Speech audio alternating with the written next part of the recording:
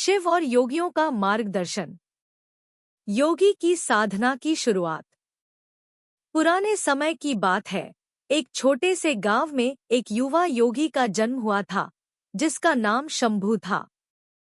वह बचपन से ही असाधारण था और उसकी आत्मा में कुछ अलग ही बात थी। शंभू के भीतर एक अदृश्य आकर्षण था जो उसे हमेशा कुछ विशेष खोजने के लिए प्रेरित करता था।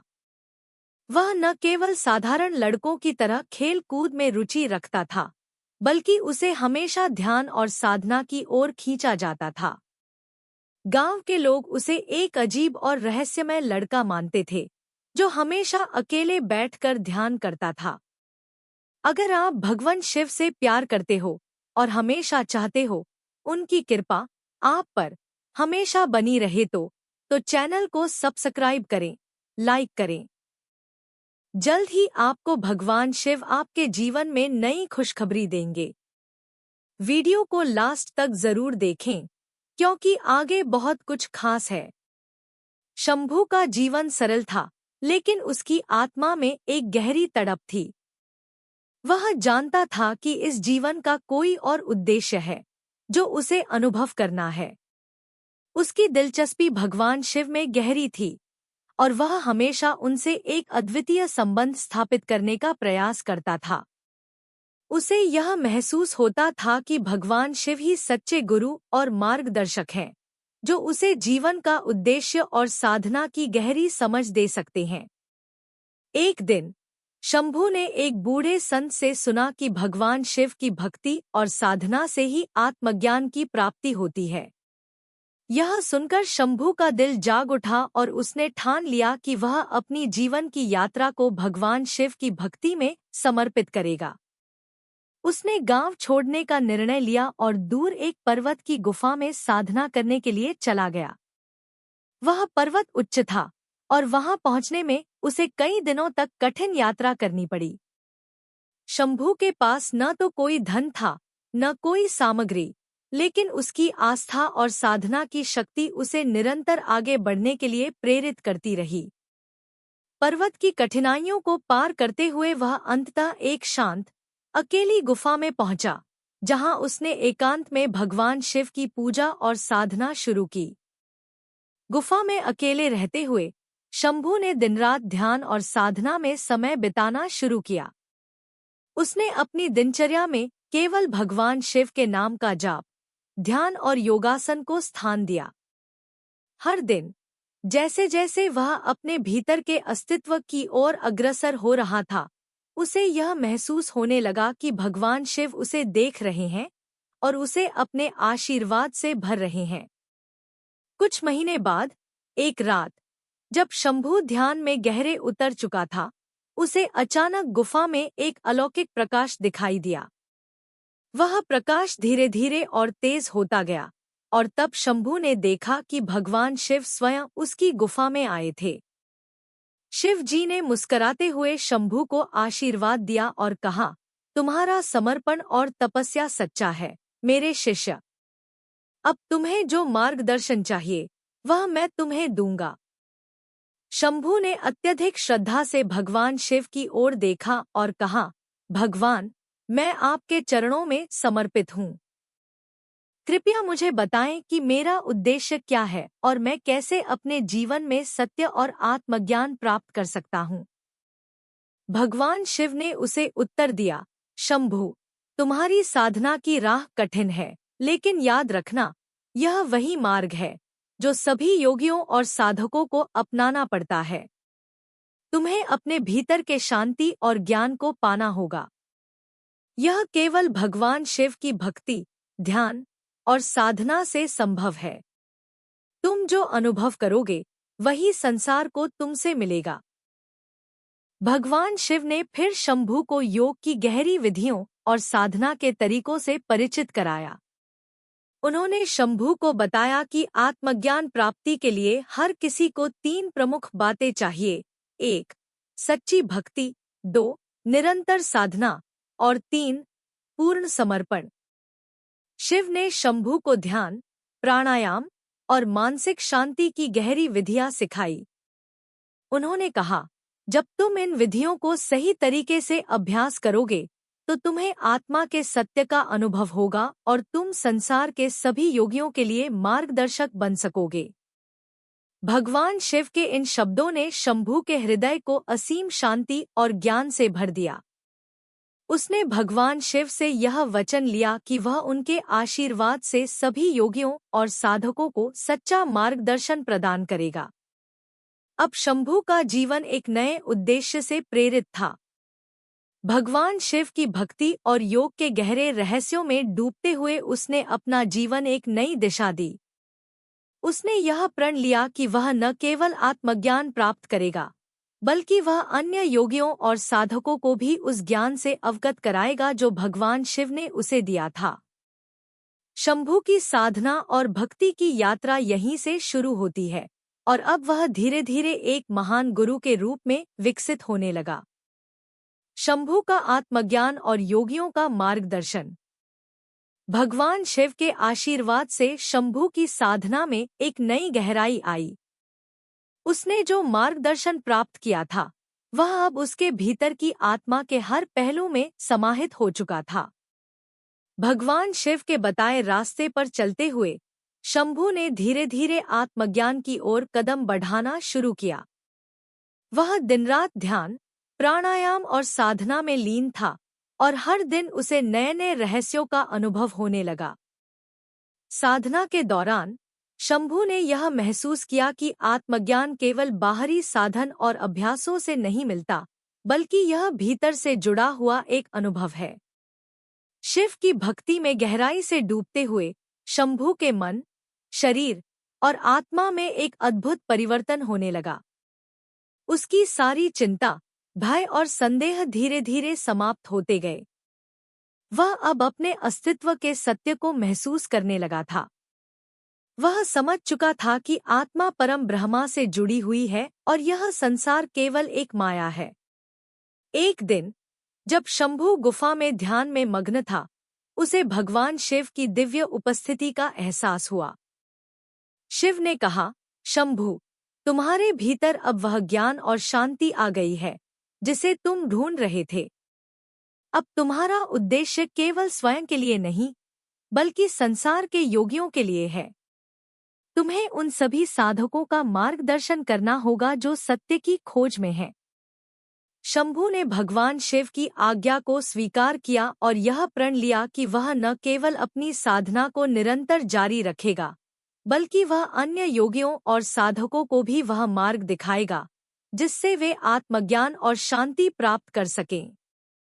कुछ समय बाद शंभू ने महसूस किया कि उसके आसपास के कई अन्य लोग जो योग और साधना में रुचि रखते थे, उससे मार्गदर्शन प्राप्त करने के लिए आ रहे थे। लोग उसकी साधना, ध्यान की शक्ति और शांति से प्रभावित थे। शंभू ने महसूस किया कि यह समय था जब उसे अपने अनुभवों को दूसरों के साथ साझा करना चाहिए और उन्हें शिव की भक्ति और आत्मज्ञान की सही राह दिखानी चाहिए। एक दिन शंभू ने जंगल के पास एक छोटे से आश्रम में अपनी साधना और योग के ज्ञान को फैलाने का निश्चय किया। वह अपने ज्ञान के साथ एक छोटे से समूह का निर्माण करने के लिए तैयार था। धीरे धीरे उसके आश्रम में आसपास के गांवों से कई योगी और साधक आने लगे। वे शंभू से मार्गदर्शन चाहते थे और शंभू ने उन्हें भगवान शिव की भक्ति, ध्यान और साधना की विधियां सिखानी शुरू की। शंभू ने योगियों से कहा, शिव की भक्ति में असाधारण शक्ति है। जब तुम उनके प्रति पूर्ण समर्पण करते हो तो तुम्हें संसार के सभी कष्टों से मुक्ति मिल जाती है।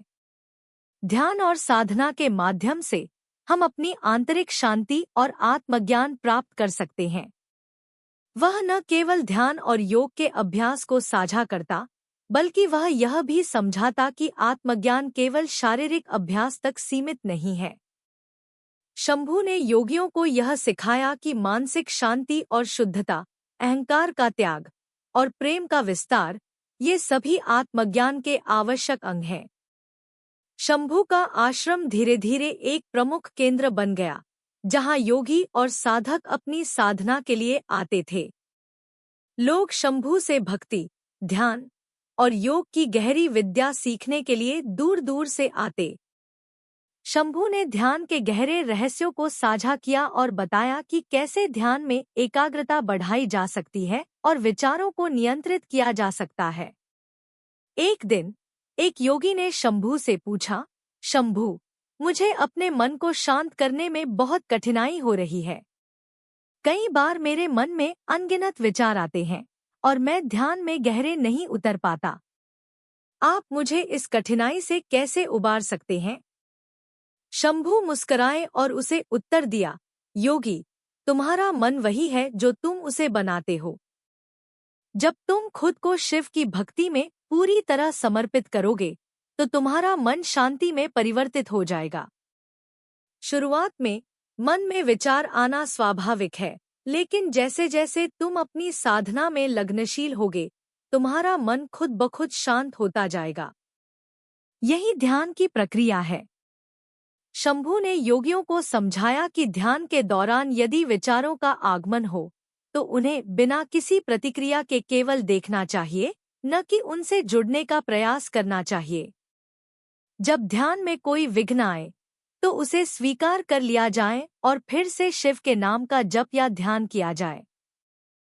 शंभू की शिक्षा ने उसकी साधना में शांति और आत्मज्ञान की गहरी नींव रखी। अब वह केवल एक साधक नहीं, बल्कि एक महान गुरु बन चुका था। उसकी सरलता, समर्पण और भगवान शिव की भक्ति ने उसे एक आदर्श बना दिया था। लोग उसे श्रद्धा और सम्मान से देख रहे थे और शंभू का उद्देश्य अब पूरी तरह से स्पष्ट हो चुका था। वह भगवान शिव के आशीर्वाद से दुनिया भर के योगियों को सही मार्ग पर लाने का कार्य कर रहा था। शंभू ने एक महत्वपूर्ण सत्य को सीखा था कि जब कोई साधक अपने भीतर के सत्य को पहचान लेता है तो वह न केवल अपनी आत्मा की शांति प्राप्त करता है, बल्कि वह दूसरों के लिए भी एक प्रकाश स्तंभ बन जाता है। अब शंभू का जीवन दूसरों के मार्गदर्शन में समर्पित था और भगवान शिव के आशीर्वाद से वह योगियों के बीच एक महान शिक्षक के रूप में प्रसिद्ध हो गया था। शंभू का शिक्षा प्रसार और योगियों का मार्गदर्शन। शंभू की साधना और भगवान शिव के आशीर्वाद से प्राप्त ज्ञान अब हर कोने में फैलने लगा था। उसका आश्रम धीरे धीरे एक प्रमुख केंद्र बन चुका था, जहां दूर दूर से साधक और योगी आते थे। एक दिन शंभू ने जंगल के पास एक छोटे से आश्रम में अपनी साधना और योग के ज्ञान को फैलाने का निश्चय किया। वह अपने ज्ञान के साथ एक छोटे से समूह का निर्माण करने के लिए तैयार था। धीरे धीरे उसके आश्रम में आसपास के गांवों से कई योगी और साधक आने लगे। वे शंभू से मार्गदर्शन चाहते थे और शंभू ने उन्हें भगवान शिव की भक्ति, ध्यान और साधना की विधियां सिखानी शुरू की। शंभू ने योगियों से कहा, शिव की भक्ति में असाधारण शक्ति है। जब तुम उनके प्रति पूर्ण समर्पण करते हो तो तुम्हें संसार के सभी कष्टों से मुक्ति मिल जाती है। ध्यान और साधना के माध्यम से हम अपनी आंतरिक शांति और आत्मज्ञान प्राप्त कर सकते हैं। वह न केवल ध्यान और योग के अभ्यास को साझा करता, बल्कि वह यह भी समझाता कि आत्मज्ञान केवल शारीरिक अभ्यास तक सीमित नहीं है। शंभू ने योगियों को यह सिखाया कि मानसिक शांति और शुद्धता, अहंकार का त्याग और प्रेम का विस्तार, ये सभी आत्मज्ञान के आवश्यक अंग हैं। शंभू का आश्रम धीरे धीरे एक प्रमुख केंद्र बन गया, जहां योगी और साधक अपनी साधना के लिए आते थे। लोग शंभू से भक्ति, ध्यान और योग की गहरी विद्या सीखने के लिए दूर दूर से आते। शंभू ने ध्यान के गहरे रहस्यों को साझा किया और बताया कि कैसे ध्यान में एकाग्रता बढ़ाई जा सकती है और विचारों को नियंत्रित किया जा सकता है। एक दिन एक योगी ने शंभू से पूछा, शंभू, मुझे अपने मन को शांत करने में बहुत कठिनाई हो रही है। कई बार मेरे मन में अनगिनत विचार आते हैं और मैं ध्यान में गहरे नहीं उतर पाता।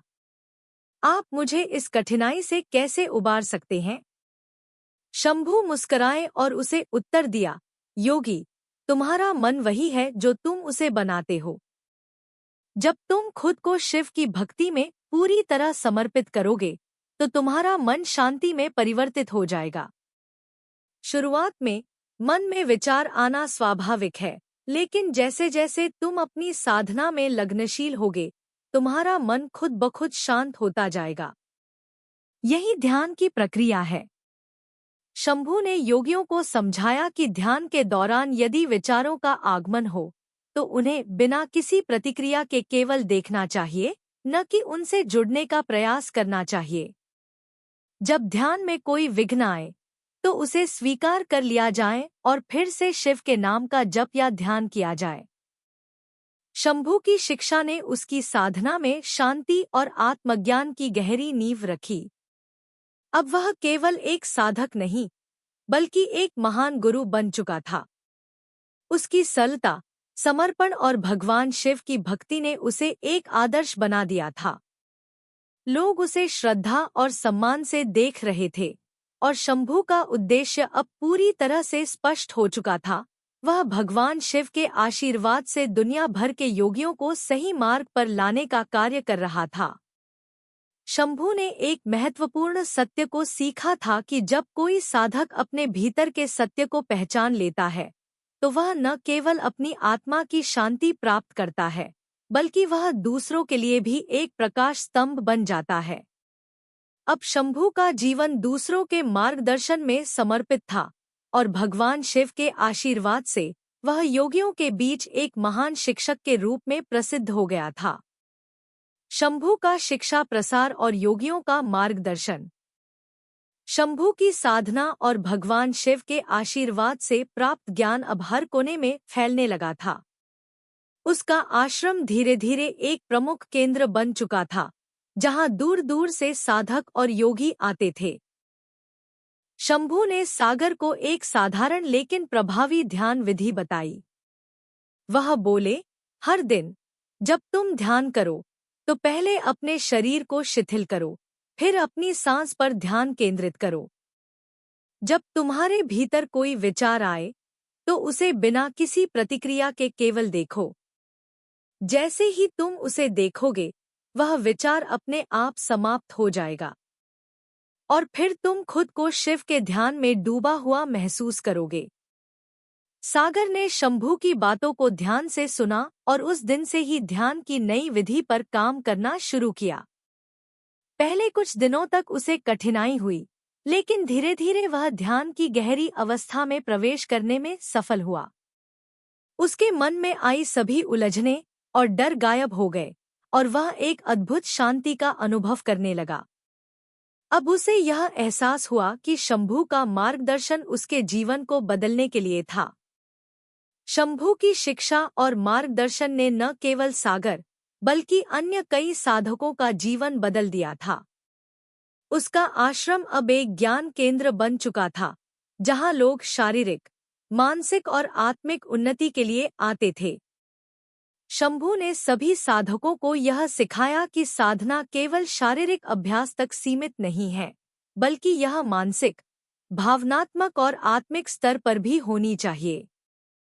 शंभू का जीवन अब एक महान गुरु के रूप में स्थापित हो चुका था।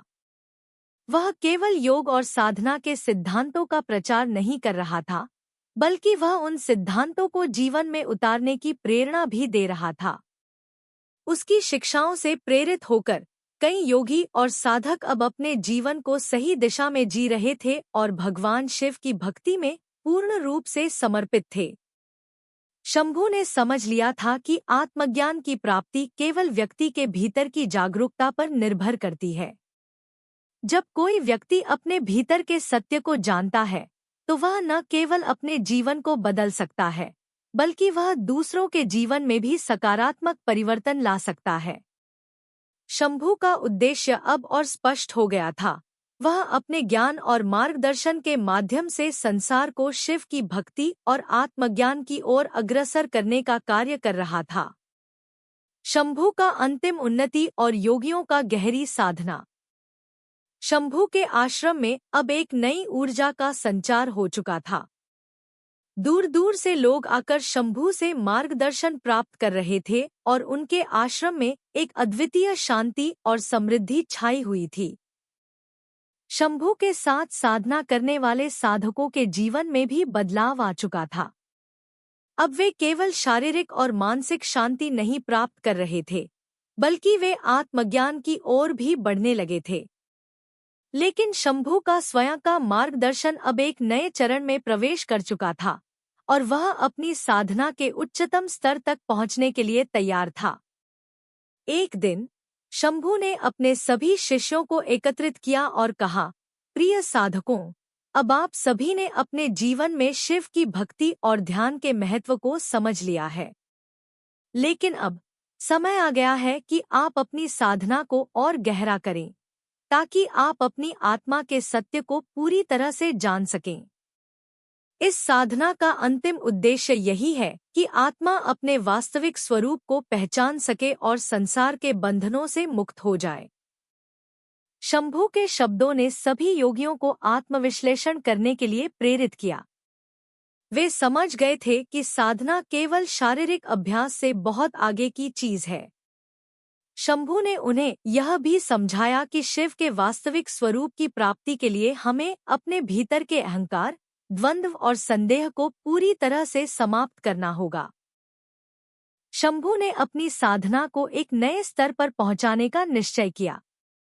उसने स्वयं को पूरी तरह से शिव के चरणों में समर्पित कर दिया। वह अब ध्यान की गहरी अवस्थाओं में डूबता जा रहा था और उसका जीवन पूरी तरह से आत्मज्ञान की खोज में समर्पित था। वह हर दिन कुछ नई चीजें अनुभव कर रहा था, जो उसकी साधना को और गहरा बना रही थी। इसके बाद शंभू ने एक नया साधना कार्यक्रम शुरू किया। उसने अपने शिष्यों से कहा, हमारी साधना का वास्तविक उद्देश्य केवल बाहरी शांति प्राप्त करना नहीं है, बल्कि यह आंतरिक जागृति की ओर एक कदम और बढ़ना है। जब तक हम अपने भीतर के असली सत्य को नहीं पहचानते, तब तक हम परम ज्ञान प्राप्त नहीं कर सकते। शंभू ने अपनी साधना में एक और गहरी विधि को अपनाया, जिसे उसने शिष्यों के साथ साझा किया। वह विधि थी स्वध्यान की। स्वध्यान का अर्थ था अपने भीतर के सभी विचारों और भावनाओं को न केवल देखना, बल्कि उन्हें बिना किसी निर्णय के स्वीकार करना। शंभू ने समझाया, स्वध्यान का मतलब है अपने भीतर की हर भावना और विचार को केवल देखना और उसे पहचानना। जब तुम इस प्रकार अपने विचारों को बिना किसी प्रतिक्रिया के देखोगे, तब तुम अपने भीतर की गहराइयों को पहचान सकोगे। यही आत्मज्ञान की दिशा है। सभी शिष्य शंभू की बातों को ध्यान से सुनते और स्वध्यान की विधि पर काम करते। पहले दिन कुछ कठिनाई हुई, लेकिन जैसे जैसे वे इस विधि में गहरे उतरने लगे, उन्होंने महसूस किया कि उनका मन शांत हो रहा है। अब वे अपने भीतर की भावनाओं और विचारों को बिना किसी संलिप्तता के देख पा रहे थे और इससे उन्हें गहरी आंतरिक शांति का अनुभव हो रहा था। शंभू की यह शिक्षा अब न केवल उसके शिष्यों, बल्कि आसपास के गांवों के लोगों के बीच भी फैलने लगी थी। लोग अब समझने लगे थे कि आत्मज्ञान केवल बाहरी साधन और ध्यान से नहीं मिलता, बल्कि यह भीतर की गहरी शांति और अपने असली स्वरूप को पहचानने से प्राप्त होता है। शंभू ने उन्हें यह भी बताया कि जब तक हम अपने भीतर के डर, संदेह और अहंकार से मुक्त नहीं होते, तब तक हम पूर्ण रूप से आत्मज्ञान को प्राप्त नहीं कर सकते। कुछ समय बाद शंभू ने एक विशेष दिन पर सभी शिष्यों को एकत्रित किया और उन्हें बताया, आप सभी ने अपने भीतर की गहरी शांति और ध्यान की अवस्था को अनुभव किया है। अब अगले कदम पर बढ़ने का समय आ गया है। जब आप अपने भीतर के सच्चे स्वरूप को पहचानने में सक्षम होंगे, तो आप न केवल आत्मज्ञान प्राप्त करेंगे, बल्कि आप अपनी वास्तविक शक्ति को भी अनुभव करेंगे। यह शक्ति आपको जीवन के हर पहलू में सशक्त बनाएगी। शंभू ने शिष्यों को यह भी सिखाया कि आत्मज्ञान केवल आध्यात्मिक उन्नति तक सीमित नहीं है, बल्कि यह जीवन के हर पहलू में प्रकट होता है। वह यह मानते थे कि जब कोई व्यक्ति अपने भीतर के सत्य को जान लेता है तो उसका जीवन हर दृष्टिकोण से परिवर्तनशील हो जाता है। वह अपने कार्यों में, अपने रिश्तों में और अपने समाज के साथ संबंधों में भी एक उच्चतम स्तर की समझ और संवेदनशीलता विकसित कर लेता है।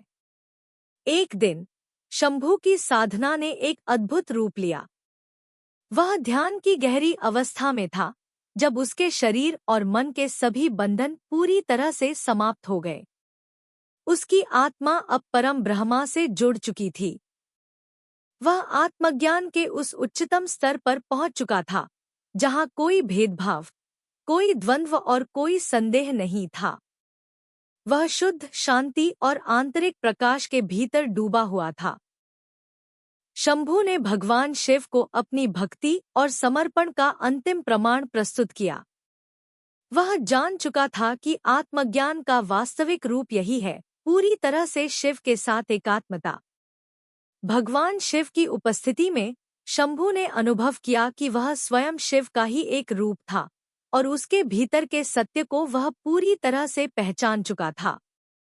इस अद्वितीय अनुभव के बाद शंभू ने अपने शिष्यों से कहा, प्रिय साधकों, आज मैंने वह सत्य पाया है जिसे हम सब ढूंढ रहे थे। वह सत्य यही है कि हम सभी परम ब्रह्मा का ही हिस्सा हैं।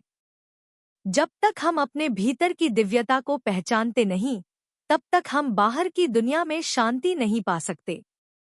इस सत्य को पहचानना ही आत्मज्ञान का सर्वोत्तम रूप है। अब शंभू का जीवन केवल भगवान शिव की भक्ति और सत्य की प्राप्ति के बीच एक गहरी एकात्मता बन चुका था।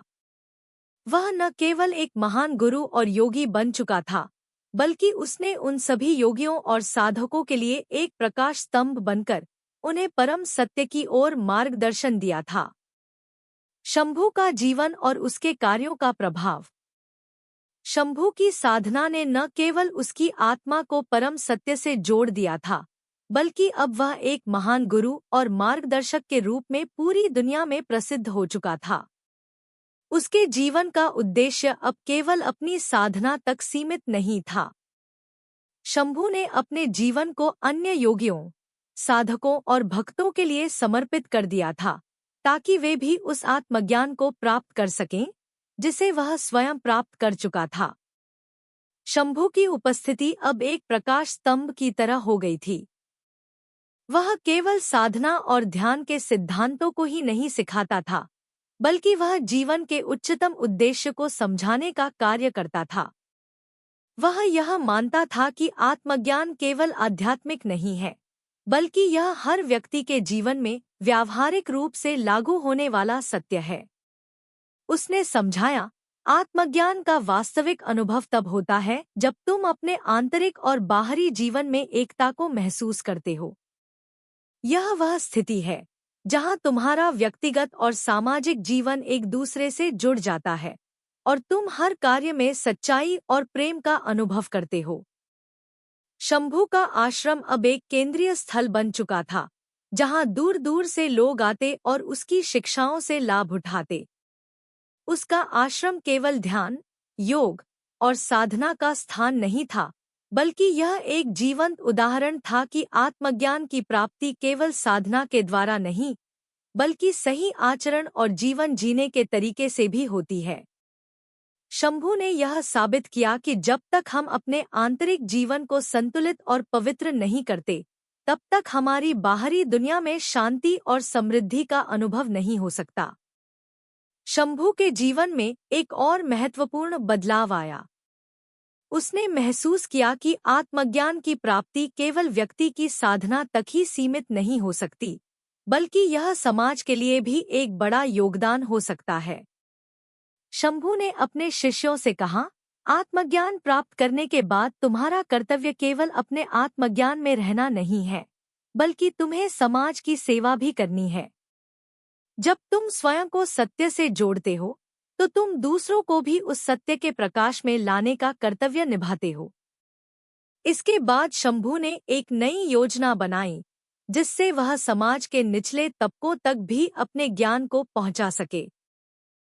उसने लोगों को अपने अंदर की दिव्यता को पहचानने के लिए प्रेरित किया और उन्हें यह सिखाया कि आत्मज्ञान केवल कुछ विशेष लोगों का अधिकार नहीं है। यह हर व्यक्ति के लिए उपलब्ध है, चाहे वह किसी भी जाति, धर्म या पृष्ठभूमि से हो। शंभू के कार्यों का प्रभाव समाज में धीरे धीरे फैलने लगा। वह न केवल ध्यान और योग के माध्यम से लोगों को आत्मज्ञान की ओर मार्गदर्शन दे रहा था, बल्कि उसने एक बड़ा सामाजिक आंदोलन शुरू किया, जिसमें लोगों को उनके अपने अंदर की शक्ति और दिव्यता को पहचानने की प्रेरणा दी जाती थी। शंभू का मानना था कि जब एक व्यक्ति अपनी आंतरिक शक्ति को पहचानता है, तो वह समाज में सकारात्मक बदलाव ला सकता है। शंभू का सबसे बड़ा योगदान यह था कि उसने यह सिद्ध कर दिया कि आध्यात्मिकता और सामाजिक कार्य एक दूसरे से अलग नहीं है। शंभू ने स्वयं को समाज के हर हिस्से से जोड़ा और अपनी शिक्षाओं के माध्यम से लोगों को अपने जीवन में आंतरिक शांति और सामाजिक सद्भाव लाने के लिए प्रेरित किया। एक दिन शंभू ने अपने शिष्यों से कहा, तुम्हें जीवन के उद्देश्य को केवल अपने व्यक्तिगत जीवन तक सीमित नहीं रखना चाहिए। तुम जिस भी काम में हो, चाहे वह घर का काम हो, समाज सेवा हो या किसी भी अन्य कार्य में, उसमें सच्चाई, प्रेम और निष्कलंकता का पालन करना चाहिए। यही वास्तविक साधना है। जब तुम इस सिद्धांत को समझोगे और इसे अपने जीवन में उतारोगे, तो तुम्हें अपने भीतर और बाहर की शांति का अनुभव होगा।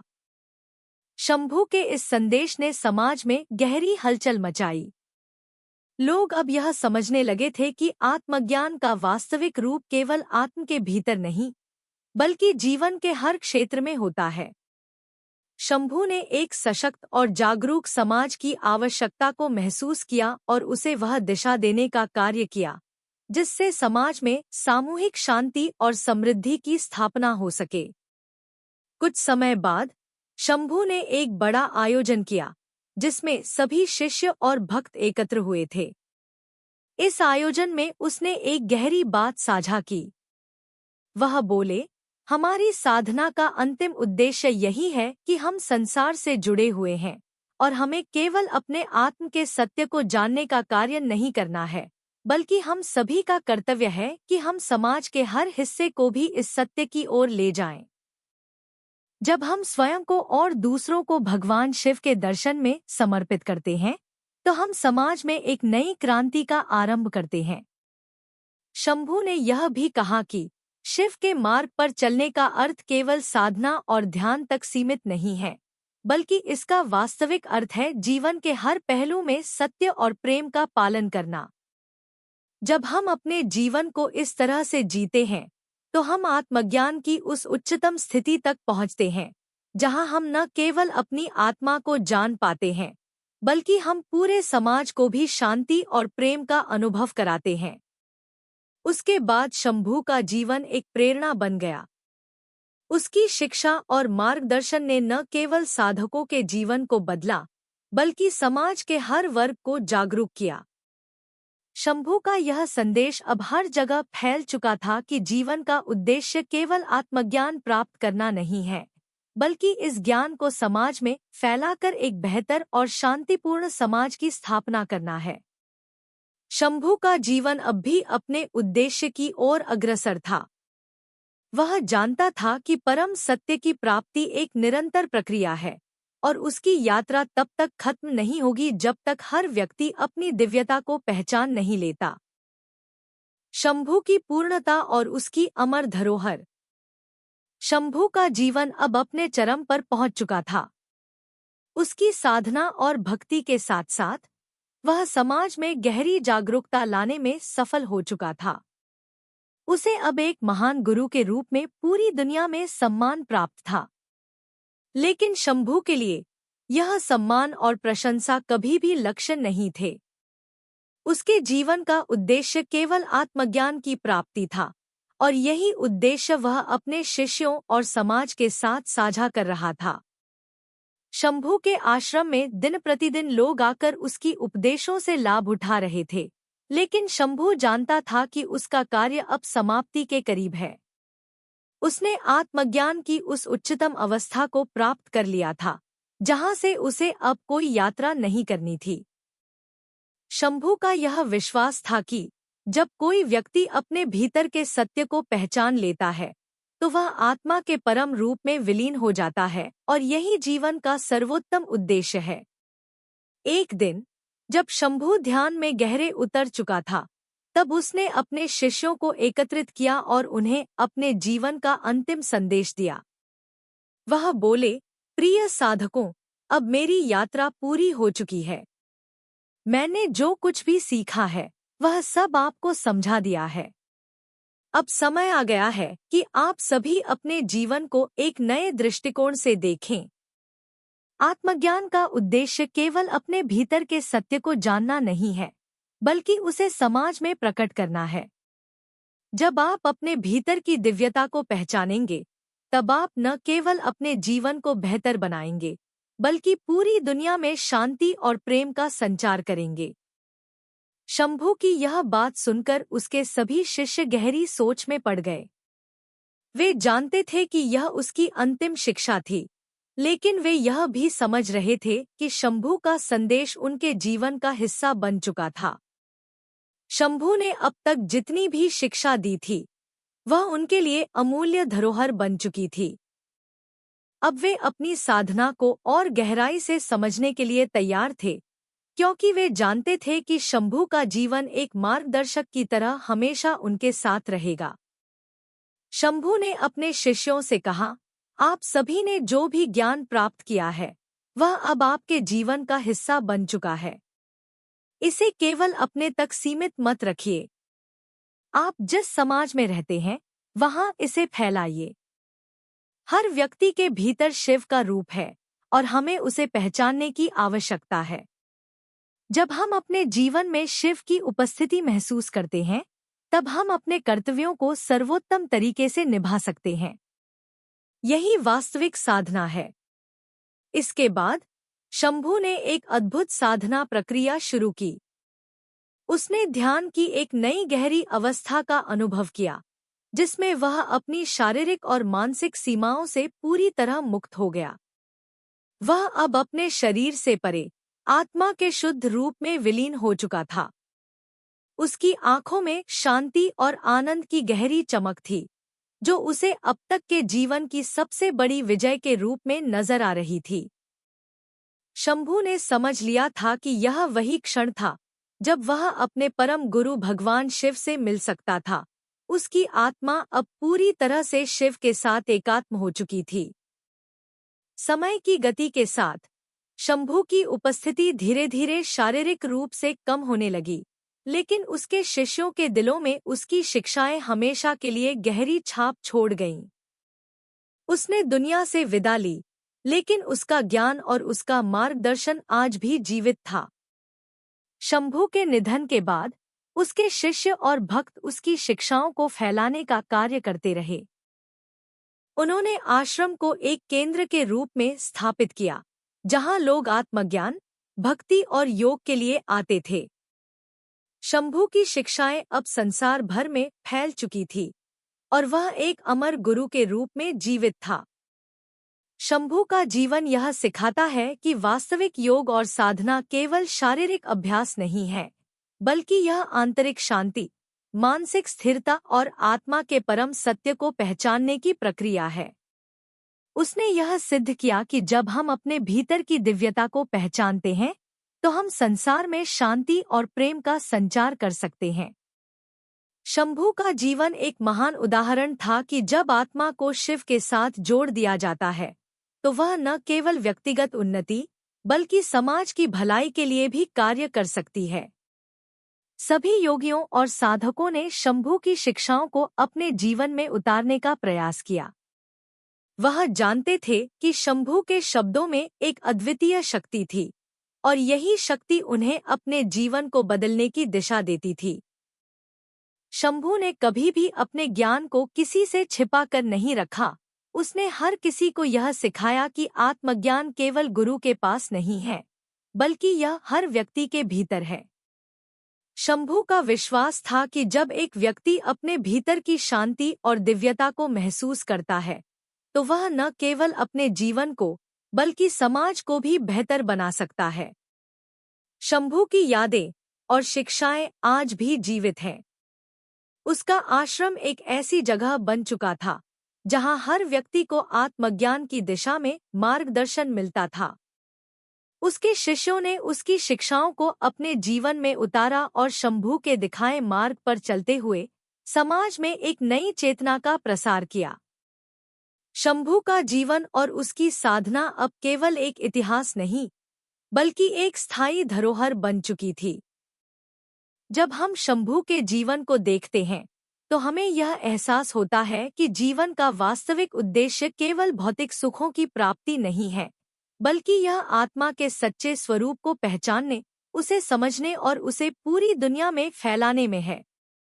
शंभू ने यह सिद्ध किया कि जब हम शिव की भक्ति और आत्मज्ञान के मार्ग पर चलते हैं, तो हम न केवल अपने जीवन को सार्थक बना सकते हैं, बल्कि हम समाज के हर व्यक्ति के लिए भी एक प्रेरणा बन सकते हैं। शंभू का जीवन एक उदाहरण है कि हर व्यक्ति, चाहे वह किसी भी अवस्था में हो, अगर वह पूरी श्रद्धा और समर्पण से अपनी साधना करता है, तो वह न केवल आत्मज्ञान प्राप्त कर सकता है, बल्कि वह अपने जीवन को एक नया रूप भी दे सकता है। उसकी उपदेशों के अनुसार, जब हम अपने जीवन में शिव की उपस्थिति को महसूस करते हैं, तो हम वास्तव में आत्मज्ञान की उच्चतम अवस्था तक पहुंच सकते हैं। इस प्रकार शंभू का जीवन न केवल एक महान योगी का जीवन था, बल्कि यह सत्य, भक्ति और प्रेम के मार्ग पर चलने की प्रेरणा भी था।